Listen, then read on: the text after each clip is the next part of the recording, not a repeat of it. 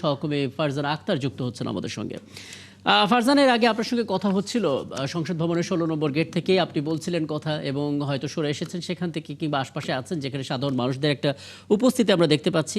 কয়েকটা বিষয় একটু জেনে নিতে চাই আপনার কাছ থেকে। সংসদীয় দলের যে প্রথম সভা হয়েছে, আপনি নিশ্চয়ই জেনেছেন দুটো সিদ্ধান্ত সেখানে এসেছে, যে সংসদ সদস্যরা কেউ ডিউটি ফ্রি গাড়ি কিনবেন না এবং সরকারিভাবে কোনো প্লট নেবেন না। দুটো বিষয় প্রচুর বিতর্ক তৈরি করেছিল। এখন সেই বিতর্ক থেকে বেরোনোর জন্য দুটো সিদ্ধান্ত এসেছে। এই সিদ্ধান্তটা সাধারণ মানুষ কিভাবে নিচ্ছে একটু জানাবেন।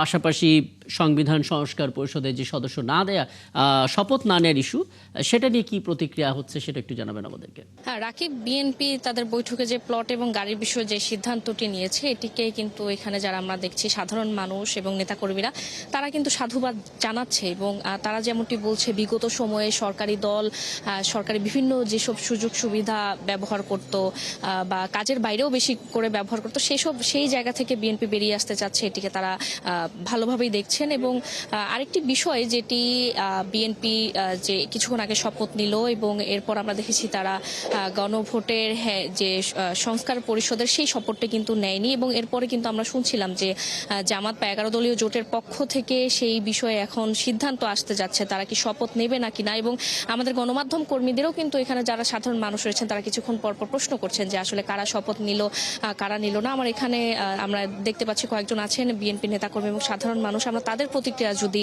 জানতে চাই। বিএনপি তো আজ শপথ নিল, আপনার সে বিএনপির কাছ থেকে আপনাদের কি প্রত্যাশা এবং তারা যে সংস্কারের পক্ষ যে শপথ নেনি সেটিকে আপনি কিভাবে দেখছেন? ধন্যবাদ ৭১ টিভিকে। আমরা এটাই বলতে চাই যে জনাব তারেক রহমান যে নতুন বাংলাদেশের স্বপ্ন দেখেছেন, নানান সমালোচনা, নানান গুজব, নানান ষড়যন্ত্রকে ভেদ করে সারা দেশের মানুষ এক অভাবনীয় সাড়া দিয়েছে বিএনপির পক্ষে। আমরা বিশ্বাস করি নতুন বাংলাদেশ সত্যিকারের অর্থে সন্ত্রাস, দুর্নীতি, চাঁদাবাজি এটা বন্ধ হবে এবং তারেক রহমানের নেতৃত্বে তিনি যে আশার আলো দেখিয়েছেন সেটা বাস্তবায়ন করবেন, এটা আমরা বিশ্বাস করি। আর জামাত ইসলামের যেটা বলতেছিলেন তারা শপথ নেয়নি, এটা একটা হঠকারী সিদ্ধান্ত। কেন বলবো? জুলাই যোদ্ধাদের সাথে নিয়ে মানুষ ভেবেছিল এদের অতীতের চরিত্র হয়তো কিছুটা পাল্টিয়েছে, এই কারণে কিন্তু তারা যে কটা সিট পেয়েছে এইটা এই জুলাই যোদ্ধার সহ সাধারণ মানুষ তাদের অতীতকে ভুলে গিয়েছিল। কিন্তু তারা যে ইঞ্জিনিয়ারিং করতে চেয়েছে, তারা যেভাবে ভেবেছে সেভাবে ফলপ্রসূ হয়নি বিধায় এটা তাদের আবার নতুন এক হঠকারিতা। আমরা জামাতের এই হঠকারী সিদ্ধান্ত তীব্র নিন্দা জানাচ্ছি।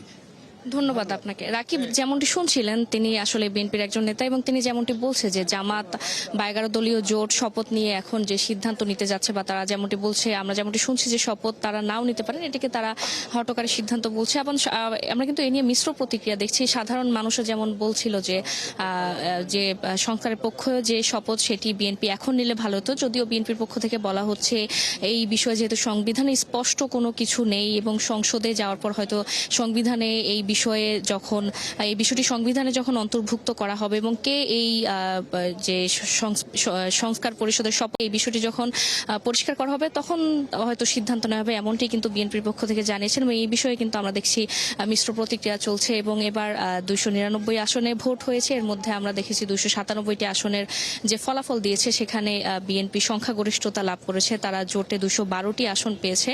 এবং আমরা যখন জানতে চেয়েছি সাধারণ মানুষের কাছ থেকে তাদের প্রত্যাশা কি, তারা যেমনটি বলছে বিগত সময়ে যে স্বৈরাচারী শাসন ব্যবস্থা ছিল সেখান থেকে বাংলাদেশ বেরিয়ে আসবে এমনটি তারা প্রত্যাশা করে এবং এবারে নির্বাচনে তারা অনেক বছর পর তাদের ভোটাধিকার প্রয়োগ করতে পেরেছে, এ নিয়ে তারা খুশি। এবং নির্বাচন কমিশনের উপরও তারা বলছে যে নির্বাচন কমিশন একটি বড় দায়িত্ব পালন করে। ফারজানা, অনেকগুলো গুরুত্বপূর্ণ তথ্য তো আপনার কাছ থেকে জেনে নিলাম।